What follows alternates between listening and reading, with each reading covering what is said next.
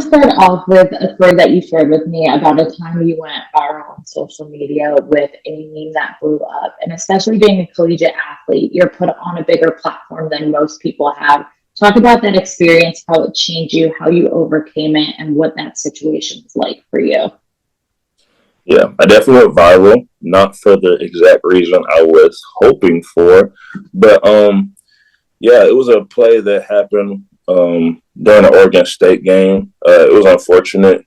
Some cars really just didn't fall into play, but I think that very moment was very, I would say it was life changing, honestly, because it changed my perspective about the game as well. Because, like, being on a platform on that level, everything you do is like everybody sees it. It's because it's like it's a huge platform, you know? Um, it didn't go the way I wanted it to, but I had to ask myself, okay, how am I going to pivot off of this? Am I going to adapt and make this, allow this to make me better? Or am I just going to like shy away from like just moving forward with it? Like, I mean, I had people asking me questions like, what happened? Like, oh my gosh, like, what were you doing? But really, I just had to block out that noise and understand that, okay, they weren't in my shoes. They didn't understand what I was seeing in that very moment. So I was like, okay, I don't necessarily have to like, explain this to this person, but I can just show them what I'm going to do afterwards. So those next few games and practices was like, I feel like I've had my best practices. Like, I feel like my hair was honestly just on fire, just looking forward to really just show people that, okay, that's not me. Even though that did happen, it was unfortunate, but I'm gonna just show you who I am as a man and how I move forward. Stuff happens, and like people can either just like shy away from it, or they can just it can make them better, and they can just show you who they are and what they're made of. You talked about blocking out the noise, learning experiences, having to pivot in that situation. Talk about your experience of switching from school to school, and especially at such a young age, those adjustments after going for your dreams, trying to stay grounded and all that, but how that impacted you early on. I definitely think there's been a beautiful journey. I feel like I tied a lot in with my faith because as a believer, you have to lean on faith. And when it comes to faith, like a lot of times you can't see what's going to happen. And I think it's allowed me to be a great person when it comes to adaptability. Like, I don't think a lot of people are able to go into like a new facility to be able to adapt and then be acclimated within a team on the fly. I think I've been able to develop that with just being myself and just being who God has called me to be. I definitely never saw myself going from like school to school, but it's definitely been a blessing in disguise just being able to meet a numerous amount of people and then add a numerous amount of tools to my arsenal just because I've come in contact with so many unique people, like even just going to Texas and then from Texas to Washington State. I think it's definitely helped me as a man as well.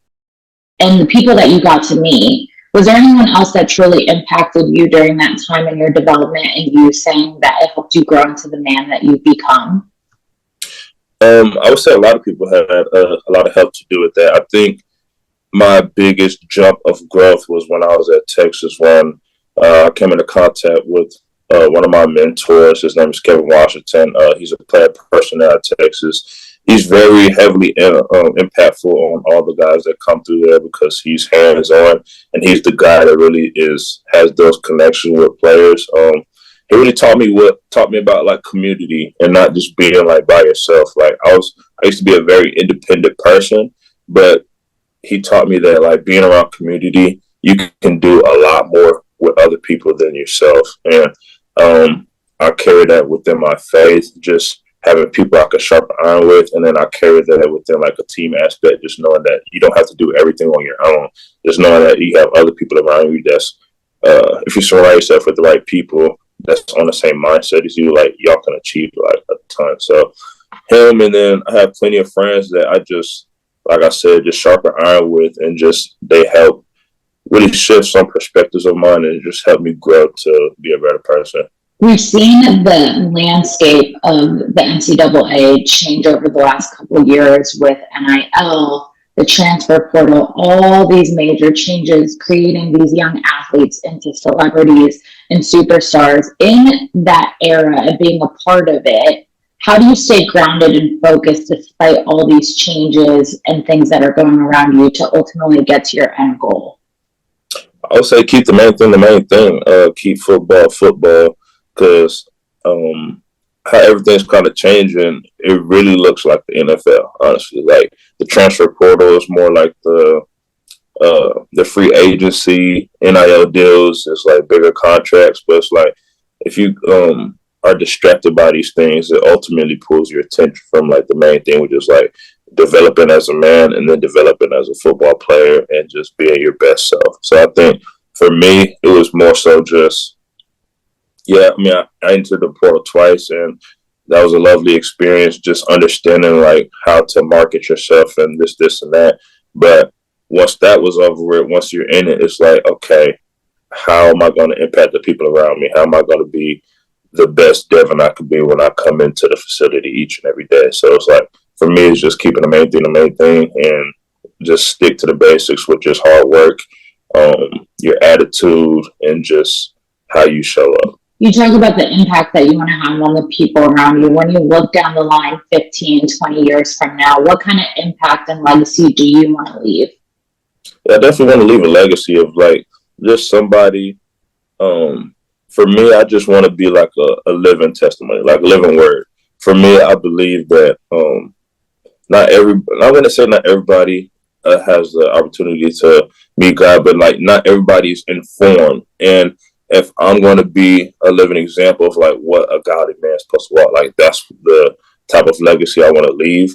I want to always be helpful, inspiring, and just push people to to just grow in different areas and just challenge people. So, but I just try to just be a light wherever I go, just whether it's smiling or just pick up people on their down days.